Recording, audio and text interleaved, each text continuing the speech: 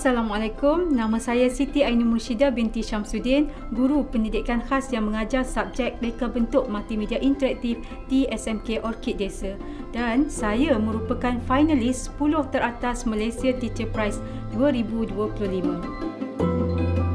Saya tidak bermula sebagai guru pendidikan khas, namun di sinilah saya benar-benar menemui makna menjadi seorang pendidik.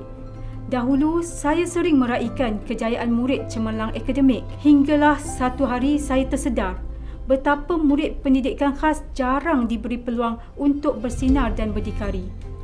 Saya memilih untuk menyelami dunia mereka, dunia yang penuh cabaran tetapi syarat harapan. Maka lahirlah inisiatif PKOKU, iaitu sebuah one-stop center dan chatbot yang membantu golongan OKU menjana resume, mencari pekerjaan dan melanjutkan pelajaran mengikut keupayaan mereka. Saya masih ingat pesanan arwah ayah saya. Kalau suatu hari nanti kamu jadi guru, didiklah murid dengan hati, bukan hanya dengan pena dan suara. Malaysia Teacher Prize, the power of a teacher, the potential of a nation.